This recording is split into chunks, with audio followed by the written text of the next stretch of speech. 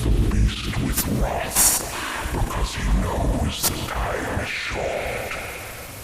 Let him who hath understanding reckon the number of the beast, for it is a human number. Its number is 666. Infernal greetings, everybody. This is Reverend Jack with the United Satanic Empire, and today I'd like to talk to you about a very insightful man who was an agnostic.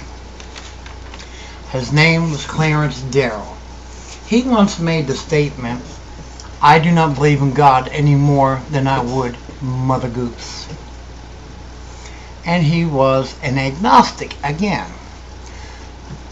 He once made a statement that said, or went like this: the first half of our life is ruined by our parents, and the second half of our life is ruined by our children.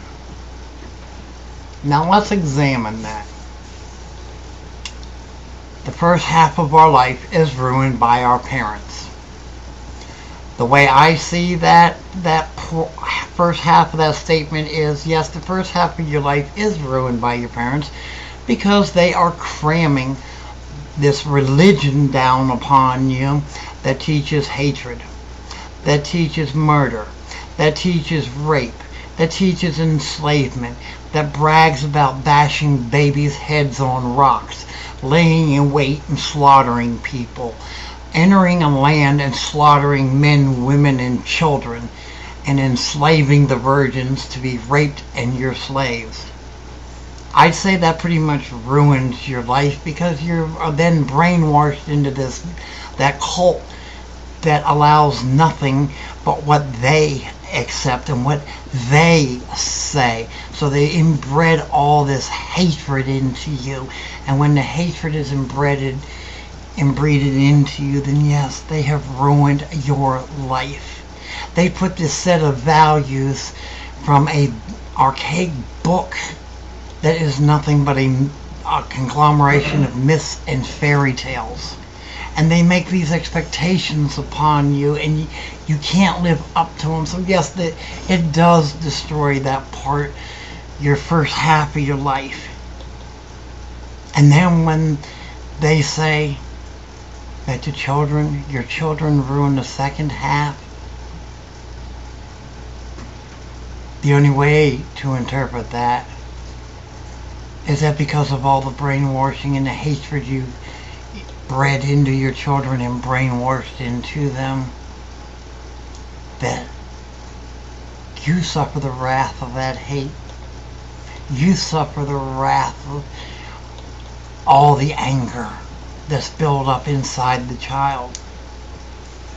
Children that resist the parents from running their lives and think for themselves, they're the children who's going to make the lives better.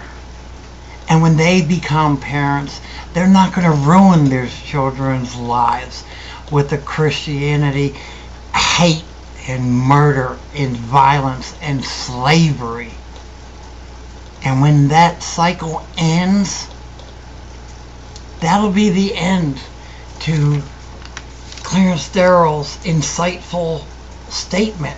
The man knew more than people want to give him credit for. He was a very intelligent man, and that's the way I interpret that statement.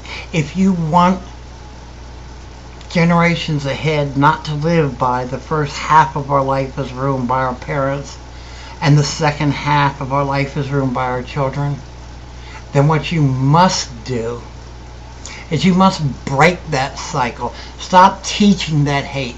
Stop teaching that it's okay and to have this imaginary sky daddy that's going to forgive you for any vile act you do. So you have no responsibilities for all the hatred and the horrible, vile things that you do to other people. The way you break that cycle is by the children that are resisting that hate, not teaching that hate to their children, thus ruining their child's life. And then when the child gets older, they won't have that hate built into them, and they might love and respect their parents, and then their children won't ruin the second part of your life. That's how you end that cycle. Stop teaching that hate. Stop teaching that murder. Stop teaching the bigotry that comes with it. Start living for yourself. Start enjoying life. And when you enjoy life, you don't ruin your children's life. And then they don't have that built-in hatred from you ruining their life when they were little, that they ruin your life when they're older. It's called respect you, your children, respect yourself. And doing away with the false pipe dreams that breed all that hatred, that breed all that bigotry, and that breeds all the anger for the abuse that Christianity has placed on the people of the world today. That's how you're going to end it. Children that are rebelling and resisting that brainwashing into the death cult, I'll salute you, because then you won't ruin your children's lives, and hopefully they'll live free and determine their own way in life and respect you, and therefore not ruin your second half of life. Keep resisting.